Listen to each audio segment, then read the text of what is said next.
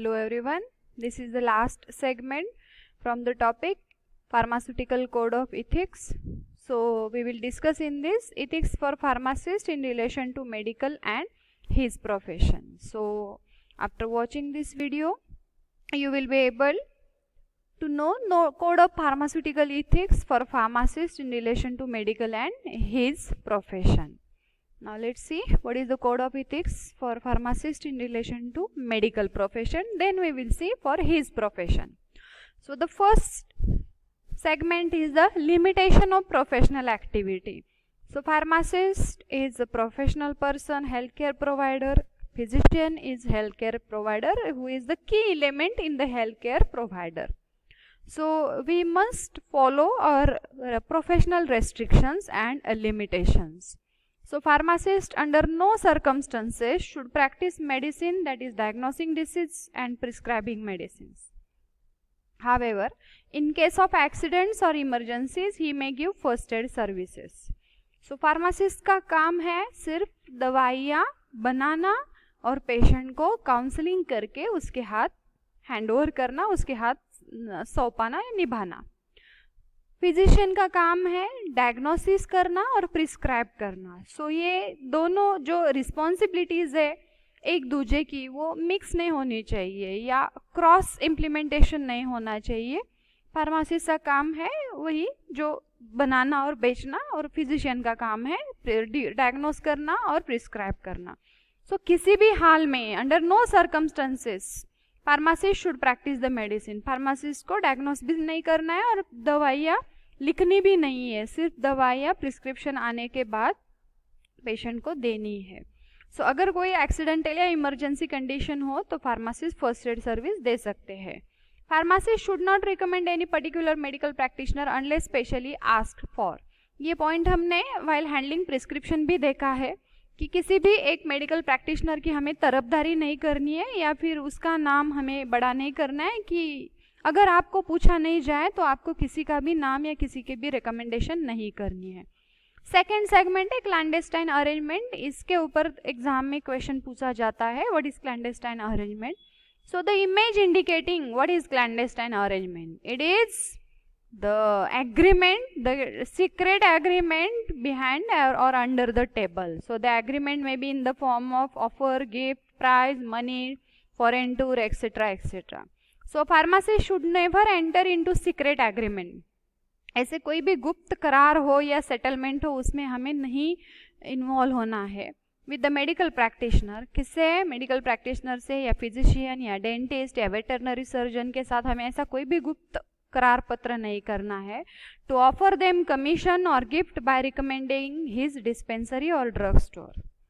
तो हमें फार्मासिस्ट या फिर फिजिशियन किसी को भी ये अंडर टेबल एग्रीमेंट या क्लैंडेस्टाइन अरेंजमेंट नहीं करनी है ताकि आपका नाम हम सजेस्ट करें पेशेंट को कि ये डॉक्टर के पास जाए, ये डेंटिस्ट के पास जाए, इसके बदले डॉक्टर हमें कमीशन दे या गिफ्ट दे. या फिर हमें भी किसी को ये नहीं देना है ऑफर डॉक्टर को कि आप मेरा ही मेडिकल स्टोर रेकमेंड करें कि यहाँ से ही दवाइयाँ खरीदी जाए, ऐसा आप पेशेंट को बताएं, इसके बदले मैं आपको कमीशन या गिफ्ट दूंगा. तो ऐसे ऑफर हमें नहीं देनी है, ये इथिकल नहीं है, इसे क्लैंडेस्टाइन अरेंजमेंट कहते हैं और ये this is not as per the professional and ethical rules. So this should not be done. Pharmacist should not have any clandestine और under hand arrangement with any physician. So ये 2 mark के लिए आ सकता है question. Next is pharmacist is a liaison between medical profession and public. Liaison means this is indicating image, link. ये क्या है? एक मेडिएटर है या लिंक है. ये फार्मासिस्ट है, यहाँ पे आए फिजिशियन और ये है पीपल, पब्लिक और पेशेंट. ये क्या है? पेशेंट है, आई एम सॉरी, ये पेशेंट है, ये फिजिशियन है और इन दोनों को जोड़ने वाला लिंक या लियासन कौन है? फार्मासिस्ट है. सो इसके तहत हमारी क्या जिम्मेदारी है? हम किसको जोड़ते हैं? मेडिकल प्रोफेशन और पब्लिक को जोड़ते हैं. So he should constantly be in touch with modern development in pharmacy and allied fields. Pharmacist को लगातार टच में रहना है. जो भी आजकल की नई डेवलपमेंट टेक्निक्स आती है फार्मेसी में और फार्मेसी के संबंधित फील्ड में, अलाइड मतलब इसके डायरेक्टली और इनडायरेक्टली कनेक्टेड फील्ड में, उससे हमें अपडेट रहना है. He should be expert in the field of pharmacy so that he may advise physician on pharmaceutical matter. Pharmacist को अपने फील्ड में फार्मेसी में एक्सपर्ट ही रहना है, जो भी अपग्रेड आते हैं उसे खुद में इन्वॉल्व करना है और इसके हिसाब से और उसके अनुसार फिजिशियन को हमें एडवाइस देना है फार्मास्यूटिकल मैटर्स के लिए. He should have sufficient knowledge to educate the public. अभी हमने देखा हम लिंक है, हम दुआ है, हम जोड़ते हैं किसे, फिजिशियन और पब्लिक को. सो फिजिशियन को हमें आज के दौर में फार्मा फील्ड में जो भी अपग्रेड है वो भी देनी है, इसके लिए हमें एक्सपर्ट और अपग्रेड रहना है और पब्लिक को भी हमें सिखाना है, एजुकेट करना है, अवेयर करना है. सो इसके लिए भी हमें स्किल और नॉलेज चाहिए. सो सफिशिएंट नॉलेज चाहिए. Pharmacy should neither discuss physicians prescription with customer nor disclose to them the composition of prescription. ये हमने हैंडलिंग ऑफ प्रिस्क्रिप्शन में भी देखा है कि फार्मासिस्ट को जो भी प्रिस्क्रिप्शन उसके सामने आता है, पेशेंट लेके आता है, सो फिजिशियन का प्रिस्क्रिप्शन है वो डिस्कस नहीं करना है, पेशेंट के साथ डिस्कस नहीं करना है, और ना ही कुछ इंग्रेडिएंट या ये जो क्या दवाई है दिए उसमें क्या कंटेंट है, ये ऐसी कुछ चीज़ें, ऐसी कोई इन्फॉर्मेशन डिस्क्लोज भी नहीं करनी है. This is not the ethical thing. तो ये रही चीज़ें pharmacist in relation to medical profession. Now the last is the pharmacist in relation to his profession. Now own profession, अपना खुद का पेशा है तो हमें क्या और कैसे बिहेव करना है. A pharmacist should observe the law and ethical principles to maintain the standards of the profession. ये हमारा प्रोफेशन है, हमारा पेशा, हमारा जो भी हमारी रोजी रोटी है ये प्रोफेशन देता है. सो हमें इससे पूरी तरह से क्या रहना है, ईमानदार रहना है, ऑनेस्ट रहना है. जो भी लॉ इथिक्स है हमें वो फॉलो करने हैं. Pharmacist should extend the help and cooperation to his fellow pharmacist in an emergency and legitimate needs. वो फार्मासिस्ट को जो भी अपना नेबर है या पड़ोसी फार्मासिस्ट है, कॉम्पिटिटर हो या न हो, उसके ज़रूरी वक्त में, इमरजेंसी में हमें उसके काम आना है, क्योंकि कल को हमें भी कोई इमरजेंसी आ सकती है. और दिस इज़ द इथिकल. ऐसे नहीं है कि हम मदद करें तो अच्छे हो जाए. हमारा प्रोफेशन का स्टैंडर्ड इसमें दिखता है कि ये प्रोफेशन इतना रेप्यूटेड है कि यहाँ पे हेल्दी कंपटीशन रहता है, अनहेल्दी नहीं रहता. और जो लेजिटिमेट नीड्स मतलब कि ये आन बान की जो स्थिति रहती है, मतलब ऐसी ज़रूरत जहाँ पे उसे सख्त किसी के हाथ की या किसी के मदद की ज़रूरत है.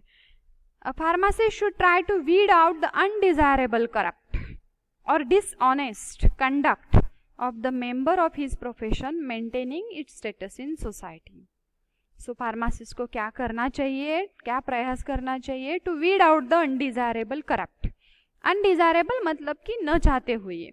Corrupt का मतलब है भ्रष्टाचार, बोलते हैं हम उसे. जो भी इस फील्ड में भ्रष्टाचार अगर हो रहा है तो वो नहीं होने देना चाहिए, और अगर है तो उसे जड़ से निकालना है. इसे कहते हैं वीड आउट. जड़ से निकालना मतलब वीड आउट. तो ये जो अनडिजायरेबल, अनचाहा जो भ्रष्टाचार है उसे जड़ से निकालने में फार्मासिस्ट को प्रयास करने होंगे. और अगर कोई डिसऑनेस्ट कंडक्ट कर रहा है, अगर कोई मेंबर उसके ही प्रोफेशन का डिसऑनेस्ट कंडक्ट मतलब कि ईमानदार नहीं है, बेईमानी कर रहा है प्रोफेशन से, ये प्रोफेशन का स्टेटस सोसाइटी में कम कर सकता है. सो ये भी चीज़ हो रही है, तो ये भी जड़ से निकालना है और इसके लिए फार्मासिस्ट को प्रयास करना है. मैं अपना बिजनेस अच्छी तरह से कर रहा हूँ, मैं ईमानदारी से कर रहा हूँ, वो भी बेईमानी से करता है तो मुझे क्या, ऐसे हम अलग नहीं हो सकते. हमें अपने प्रोफेशन, अपने फील्ड से उसके स्टेटस सोसाइटी में ऊंचा या बढ़ाना चाहिए. उसके लिए हमें हर तरह का प्रयास करना है. A pharmacist should have a fair knowledge of laws of the state and nation. हमें अपने राज्य और अपने देश के जो भी कानून व्यवस्था है उसके बारे में पूरी तरह से जानकारी होनी चाहिए. The laws relating to foods, drugs, pharmacy, education, health, etc. दवाइयाँ, cosmetics, food material, pharmacy education, health, इस सभी के बारे में जो भी गवर्नमेंट के लॉज, रूल्स, रेगुलेशन, जीआर निकालते हैं, पनिशमेंट होती है, सबके बारे में हमें पूरी तरह से जानकारी होनी चाहिए. तभी हम फिजिशियन और पब्लिक के बीच में सक्सेसफुली कोऑर्डिनेट कर सकते हैं. Now the continuation is, a pharmacist should have an up-to-date knowledge of professional matters. हमारे फील्ड में, हमारे पेशे में जो भी चल रहा है वो हमें सब पता होना चाहिए. इसके लिए हम सोशल मीडिया जा सकते हैं, हम न्यूज़पेपर पढ़ सकते हैं, हम न्यूज़ देख सकते हैं जो कि हमें सब चीज़ें बताता है. ही शुड एसोसिएट, और हम फार्मेसी के मैगजीन्स या फार्मेसी के न्यूज़लेटर्स है वो भी हम सब्सक्राइब या उसके कांटेक्ट में आ सकते हैं कि जो हमें फार्मेसी में घट रही घटनाएं बता सकते हैं। He should associate himself with various pharmaceutical organisations, इसीलिए अप टू डेट रहना है, इसीलिए हमें फार्मेसी के जो ऑर्गेनाइजेशंस है, स्टेट फार्मेसी काउंसिल है या फिर ऑल इंडिया फार्मेसी काउंसिल या all India pharmacy teacher, all India chemist druggist association, जो भी है उसमें हमें जुड़े रहना चाहिए, बने रहना चाहिए। The aim and object of which are compatible with the code of ethics, जो भी हम अभी डिस्कस कर रहे हैं वैसे ही एम ऑब्जेक्टिव हो तो ऐसे ऑर्गेनाइजेशन से हमें जुड़ा रहना है, क्योंकि हमें अपग्रेड रहना है। A pharmacist should not perform such act which will bring discredit to his profession और टू हिमसेल्फ। इसका मतलब है फार्मासिस्ट को ऐसे कुछ भी नहीं करना है, ऐसा कुछ भी बर्ताव या ऐसा कुछ भी उससे नहीं होना चाहिए बिहेवियर जिसकी वजह से एक तो उसके पेशे को या प्रोफेशन को या उसके खुद के करियर को और उसके खुद के रेपुटेशन को कोई दाग लग जाए। डिसक्रेडिट मतलब कहीं पे तो दाग लग जाए या कहीं पे तो बुराई सुनाई देनी पड़े, ऐसा कुछ भी उससे बर्ताव नहीं होना चाहिए। क्यों? क्योंकि pharmacist is the link between physician patient, pharmacist is the major in health care provider and pharmacist is a law abiding citizen. हम सिर्फ सिटीजन नहीं है, हम सिर्फ इस देश के नागरिक नहीं है, हम लॉ अबाइडिंग सिटीजन है। लॉ अबाइडिंग मतलब पूरी तरह से नियम कायदे कानून को बंधे जाने वाले या ये लॉ पूरी तरह से फॉलो करने वाले, इम्प्लीमेंट करने वाले, जिसे कहते हैं लॉ अबाइडिंग सिटीजन। क्योंकि हम ये सभी चीज़ें करना हमारे लिए अनिवार्य है, मैंडेटरी है, बीइंग अ हेल्थ प्रोफेशनलिस्ट। हम दवाइयाँ बनाते हैं, दवाइयाँ बेचते हैं और हम पेशेंट को एजुकेट भी करते हैं, तो हमें कायदे कानून पता भी होने चाहिए और पहले हमें वो फॉलो करने हैं, इसलिए फार्मासिस्ट को लॉ अबाइडिंग सिटीजन कहते हैं। सो अकॉर्डिंगली ये सिलेबस का पार्ट तो नहीं है, लेकिन फिर भी मैंने फार्मासिस्ट ओथ यहाँ पे डाली है। फार्मेसी काउंसिल ऑफ इंडिया ने ये ओथ हमें दी है, हम फार्मेसी कंप्लीट करने के बाद ये ओथ लेते हैं, जिसे हम शपथ कहते हैं, फार्मासिस्ट की शपथ कहते हैं। ये है कुछ लीगल टर्म्स है, कुछ लॉ की लैंग्वेज है given by the pharmacy council of India. इसका अगर हम सिंप्लीफिकेशन करें, सीधी इंग्लिश लैंग्वेज में अगर हम बात करें तो ये सिंप्लीफाई वर्जन ये है। आप बाद में वीडियो पॉज करके ये पूरा देख लेना, पढ़ लेना, just for your additional information. ये ओथ दी है क्योंकि हम एथिक्स बात कर रहे हैं, तो ये ओथ भी हमें याद रहनी चाहिए और ध्यान में रहनी चाहिए। सो ये था फार्मास्यूटिकल कोड ऑफ इथिक्स, जिसमें हमने इथिक्स देखा, लॉ देखा, डिफरेंस भी देखा। लॉ और इथिक्स में प्रोफेशनल कंडक्ट क्या होता है हमने डिस्कस किया, और पीसीआई ने फ्रेम किया हुआ pharmaceutical code of ethics in relation to he job, his trade, medical profession और हिज प्रोफेशन। ये चारों पॉइंट पे हमने डिस्कशन देखा ये चारों वीडियो में। अगले वीडियो में हम देखेंगे MCQs, that is the multiple choice questions on the topic pharmaceutical ethics. Thank you so much for watching this video.